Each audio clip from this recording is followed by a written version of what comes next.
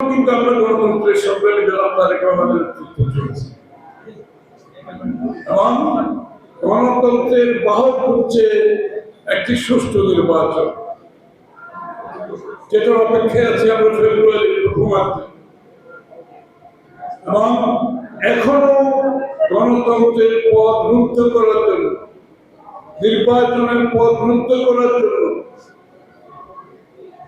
নির্বাচনকে বিলম্বিত করার জন্য এখনো গণতন্ত্র বিরোধীরা সক্রিয় আছে।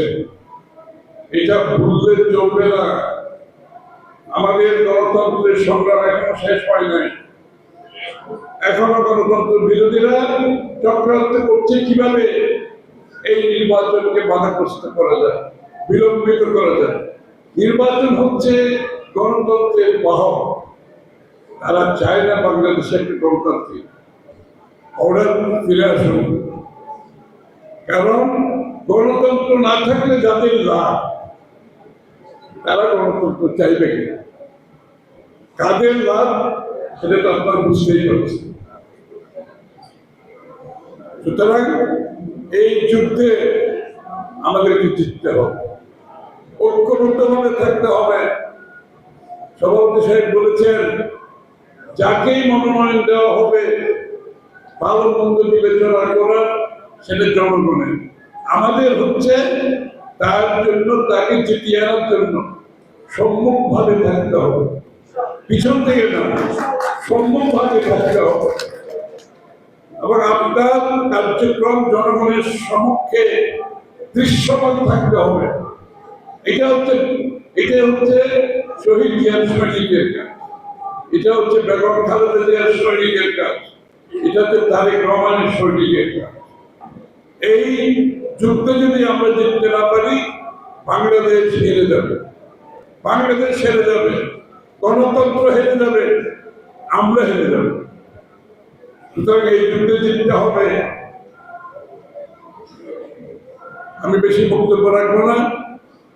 ওই 7ই নভেম্বরের চেতনায় আবার যুদ্ধে জিততে হবে। 7ই নভেম্বরের চেতনায় যেভাবে জাতিকে ঐক্যবদ্ধভাবে শহীদ প্রেসিডেন্ট জিয়াউর রহমান সাহেবকে মুক্ত করেছিল, ওই চেতনায় আমাদেরকে বাংলাদেশকে মুক্ত করতে হবে, গণতন্ত্র ফিরিয়ে আনতে হবে। 7ই নভেম্বর স্পিরিটে আমাদেরকে এই যুদ্ধে জয় করতে হবে। সবাইকে ঐক্যবদ্ধ করে আমাদেরকে এই যুদ্ধে জয় করতে হবে। এবং ইতিমধ্যে আপনারা দেখতে পাচ্ছেন, একদিকে নির্বাচনের কথা বলছে, অন্যদিকে বিভ্রান্তি সৃষ্টি করতে চাচ্ছে, বাধাগ্রস্ত করতে চাচ্ছে, অগণতান্ত্রিক কার্যক্রমের মাধ্যমে দাবি আদায় করতে চাচ্ছে, জোর জবরদস্তি করে দাবি আদায় করতে চাচ্ছে, চাপিয়ে দিতে চাচ্ছে অন্যের দাবি আমাদের উপর, দেশের উপর। বাংলাদেশের মানুষ এটা গ্রহণ কোন সময় গ্রহণ করে নাই। কারো কিছু থাকলে আপনার নির্বাচনী ম্যানিফেস্টোতে নিয়ে জনগণের কাছে যান, আরেকজনের উপর চাপিয়ে দেওয়ার চেষ্টা করবেন, ওই জোর জবরদস্তি করে শেখ হাসিনার পথে চলবেন।